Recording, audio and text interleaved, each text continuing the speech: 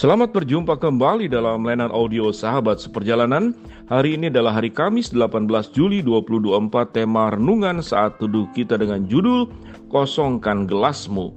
Firman Tuhan terambil dalam Filipi pasal yang kedua ayat yang kelima sampai ke-8. Hendaklah dalam hidupmu bersama menaruh pikiran dan perasaan yang terdapat juga dalam Kristus Yesus, yang walaupun dalam rupa Allah tidak menganggap kesetaraannya dengan Allah sebagai milik yang harus dipertahankan, melainkan telah mengosongkan dirinya sendiri, mengambil rupa seorang hamba dan menjadi sama seperti manusia. Dan dalam keadaan sebagai manusia, ia telah merendahkan dirinya dan taat sampai mati, bahkan sampai mati di atas kayu salib. Mari kita berdoa. Bapa dalam surga, biarlah kami semakin belajar firman Tuhan, semakin menjadi orang percaya. Sekian lama kami menjadi orang-orang yang rendah hati, yang terbuka untuk terus belajar menjadi lebih baik dan tidak jatuh ke dalam dosa, arogan dan kesombongan. Dalam nama Tuhan Yesus kami berdoa, amin. Shalom sahabat seperjalanan yang dikasihi Tuhan. Kosongkan gelasmu. Mungkin sebagian sahabat seperjalanan sangat terbiasa mendengar sebuah pepatah ini, yaitu yang bernama kosongkan gelasmu, yang memiliki sebuah makna yang sangat dalam. Mengapa gelas itu harus dikosongkan? Ini adalah berbicara tentang sebuah pemahaman tentang manusia.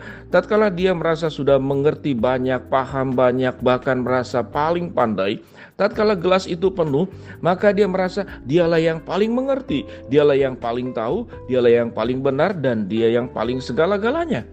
Seakan-akan gelas adalah daya tampung yang sudah tak terbatas dan dia merasa sudah penuh. Sementara kita tahu gelas hanyalah satu bagian daya tampung. Tatkala disimpan air, hanya sebatas sepenuhnya itu adalah dalam ukuran gelas.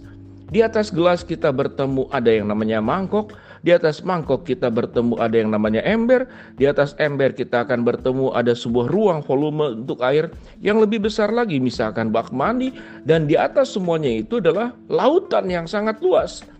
Dan kalau kita kemudian bercerita tentang lautan, maka apa yang menjadi sesuatu yang luar biasa dalam diri Tuhan, kekuatannya, kemampuannya, kecerdasannya, pengetahuannya, itu lebih luas dari laut, lebih tinggi dari langit, lebih indah daripada pelangi. Dan tidak ada batasan di dalam diri Tuhan.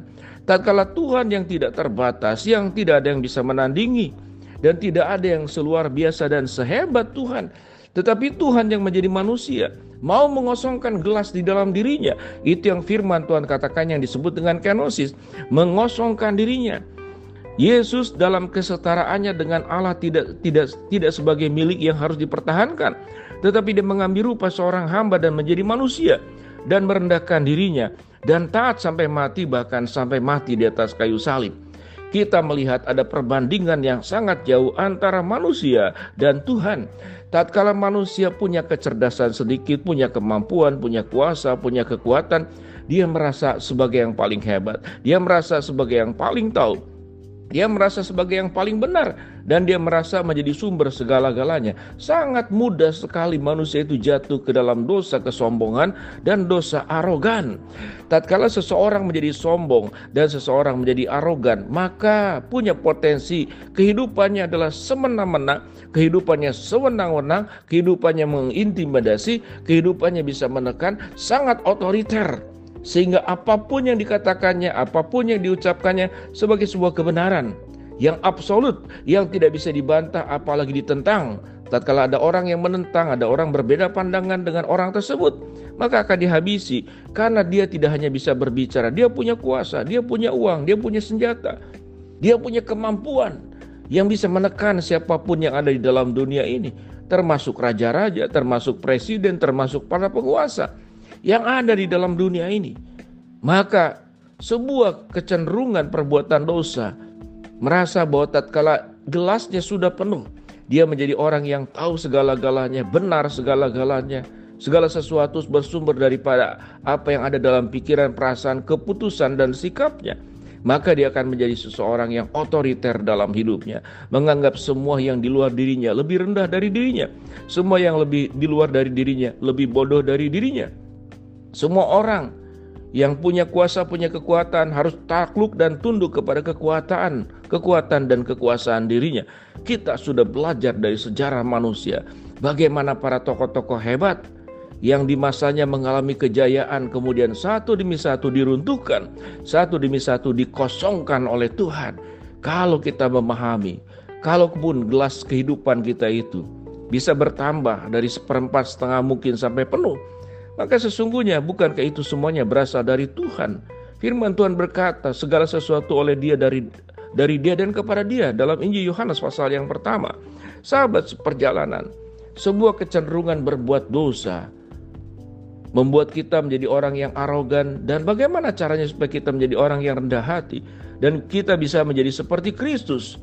Yang dalam catatan surat Filipi pasal yang kedua, caranya adalah kosongkan gelasmu. Jangan-jangan yang kau isi adalah bukan air yang jernih. Jangan-jangan yang ada di dalam gelasmu bukan air yang menyejukkan. Jangan-jangan di dalam gelasmu itu sesungguhnya cairan yang berisi racun, cairan yang berisi kotoran, cairan yang kemudian bisa tatkala itu diminum orang lain, lalu mengena kepada orang lain. Yang terjadi adalah sakit penyakit, memberikan dampak keburukan, memberikan dampak yang merusak. Kalau kemudian apa yang diisi di dalam diri kita tatkala kita punya pengetahuan, kita punya kekayaan, kita punya kuasa, kita punya kedudukan, dan semuanya dipakai hanya untuk kepentingan diri, pada saat itu juga apa yang terisi di dalam dirimu menjadi racun, menjadi momok, menjadi hal yang kemudian menakutkan, mengancam orang lain, mengintimidasi orang lain, merugikan orang lain. Karena apa yang diisi di dalam gelas tersebut adalah hal-hal yang buruk, bukan hal-hal yang baik. Sahabat seperjalanan, kosongkan gelasmu, lalu isilah sebagaimana apa yang dilakukan oleh Tuhan Yesus. Yesus mengisinya dengan belas kasihan, Yesus mengisinya dengan kasih, Yesus mengisi kehidupannya dengan satu tujuan, bagaimana menyelamatkan manusia dari dosa, bagaimana merawat, menjaga, memelihara, menyertai, menguatkan manusia. Dan firman Tuhan berkata, Yesus mengosongkan gelas, Yesus mengosongkan dirinya sendiri di dalam kesetaraan dengan Allah. Tidak sebagai milik yang harus dipertahankan, Dia mengosongkan dirinya, mengambil rupa sebagai seorang hamba dan sebagai manusia, lalu merendahkan dirinya taat sampai mati, bahkan sampai mati di atas kayu salib.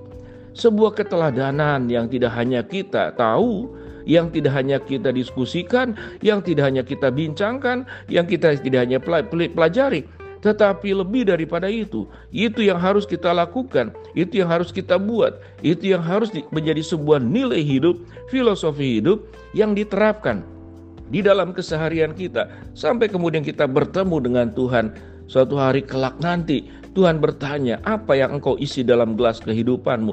Kita bisa menjawab, apa yang terisi dalam gelas kehidupanku adalah seluruh kebenaran firman Allah, sebuah ketaatan, hati yang bersih, hati yang rendah hati, hati yang penuh dengan ucapan syukur, hati yang mengagungkan dan memuliakan Tuhan, dan dijauhkan daripada isi gelas kehidupan setiap kita masing-masing, kesombongan, arogan, nafsu, dosa, lalu kemudian seluruh dosa-dosa yang ada di dalam diri orang-orang yang suka merasa pandai, merasa benar, merasa paling bijaksana, dan merasa tertinggi di atas segala-galanya. Marilah kita boleh mengambil sebuah sikap, yaitu melakukan pertobatan dan mengosongkan gelas kita, dan hanya diisi oleh firman Allah dan kebenarannya. Mari kita berdoa. Bapa dalam surga, terima kasih buat kebenaran firman Allah yang kami pelajari. Hamba-Mu berdoa buat sahabat seperjalanan yang sakit, Tuhan jamah sembuhkan. Sahabat seperjalanan yang sedang menghadapi masalah, Tuhan bukakan jalan. Sahabat seperjalanan yang sedang berdoa mengharapkan sesuatu, Tuhan kabulkan dalam waktu dan rencana-Mu. Dalam nama Tuhan Yesus kami berdoa. Shalom sahabat seperjalanan, kosongkan gelasmu.